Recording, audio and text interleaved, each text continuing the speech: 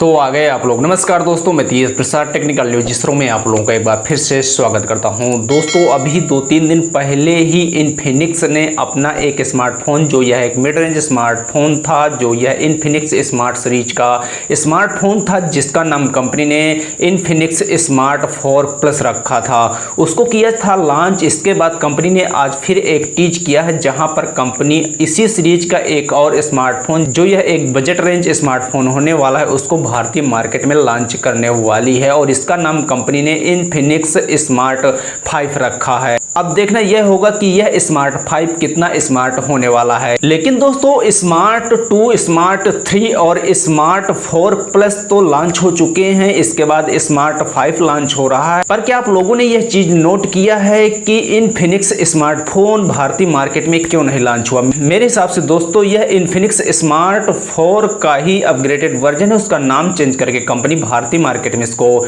Launch करने वाली है। तो दोस्तों इस वीडियो में हम इसी इन्फिनिक्स स्मार्ट 5 के फीचर्स के बारे में बात करने वाले हैं और इसकी क्या कीमत हो सकती है भारतीय मार्केट में, इस बारे में भी चर्चा करने वाले हैं। इसके साथ यह भी बात करेंगे कि स्मार्टफोन भारतीय मार्केट में कब तक उपलब्ध होगा। तो चलिए फिर देख लेते हैं। तो अगर हम सबसे पहले बात करें इस इन्फिनिक्स स्मार्ट 5 के डिजाइन के बारे में, तो इसके बैक पैनल से करते हैं शुरुआत। तो यहाँ पर आपको 3D कलर फिनिशिंग देखने को मिलने वाली है। इसके साथ इसमें आपको डुअल कैमरा LED फ्लैश की सुविधा और इसके साथ आपको फिंगरप्रिंट सेंसर इसके बैक पैनल पर मिलने वाला है। इसके बॉटम तल पर आपको कंपनी की ब्रांडिंग देखने को मिल जाएगी। इसके अलावा दोस्तों अगर बात करते हैं इसके फ्रंट साइड डिजाइन के बारे में, तो यहाँ पर आपको डॉट नॉट डिजाइन की डिस्प्ले कंपनी देने वाली है, जिसका बॉडी टू डिस्प्ले का जो रेशियो है 85% का होने वाला है। स्मार्टफोन देखने में ठीक ठाक ही रहने वाला है। इसके अलावा दोस्तों अगर बात करते हैं इस स्मार्टफोन के डिस्प्ले के बारे में, तो यहाँ पर कंपनी आपको 6.5 इंच की HD+ डिस्प्ले देने वाली है, जिसका रेजोल्यूशन 720x1600 का होने वाला है। इस डिस्प्ले का एस्पेक्ट रेशियो 20:9 का होने वाला है और इस डिस्प्ले की PPI डेंसिटी 320 की होने वाली है। बात करते हैं इस स्मार्टफोन के प्रोसेसर के बारे में, तो यहाँ पर कंपनी इसमें आपको MediaTek का 6580 प्रोसेसर दे रही है, जो यह क्वाड कोर प्रोसेसर और इसकी मैक्सिमम स्पीड 1.2 गीगाहर्ट्ज है।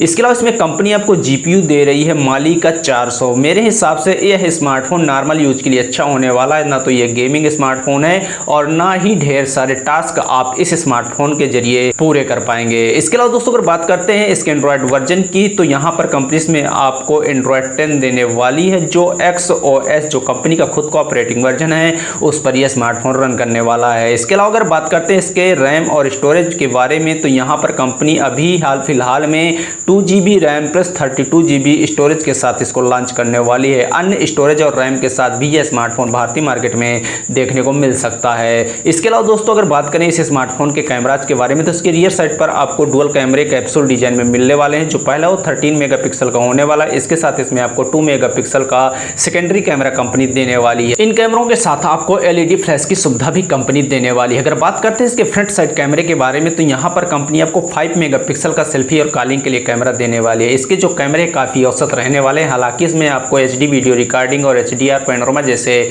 फीचर्स देखने को मिलने वाले हैं। अगर बात करते हैं इस स्मार्टफोन के बैटरी के बारे में, तो इसमें कंपनी आपको 4000 mAh की बैटरी दे सकती है। यह क्लियर मुझे जानकारी नहीं है कि इसमें आपको कितने mAh की बैटरी कंपनी देने वाली। चार्जिंग के लिए इसमें कंपनी आपको USB 2.0 देने वाली है। इसमें आपको एक नॉर्मल चार्जिंग का सपोर्ट मिलने वाला है, यहाँ पर आपको फास्ट चार्जिंग का सपोर्ट शायद देखने को नहीं मिलने वाला। अगर बात करते हैं इसके अन्य फीचर्स के बारे में, तो इसमें आपको डुअल 4G सिम का support, wifi, Bluetooth 5.0, GPS, FM radio, 3.5mm का ऑडियो जैक और बैक साइड पर आपको फिंगरप्रिंट सेंसर देखने को मिल जाएगा। दोस्तों अगर फाइनली बात करते हैं इस स्मार्टफोन की भारतीय मार्केट में उपलब्धता और कीमत के बारे में, तो यह स्मार्टफोन अगस्त के महीने भारतीय मार्केट में लॉन्च हो सकता है। यह जानकारी मुझे रूमर्स के द्वारा प्राप्त हुई है और इसकी कीमत लगभग 5000 से 6000 के आसपास होने वाली है। दोस्तों यह स्मार्टफोन Redmi 8A और Realme के जो एक बजट रेंज स्मार्टफोन है, उनको सीधी टक्कर देने वाला है। आप लोगों का क्या कहना है इस स्मार्टफोन के बारे में? कृपया नीचे कमेंट करके मुझे जरूर बताइएगा और मैं आप लोगों के लिए ऐसी वीडियो लेकर आता रहूंगा।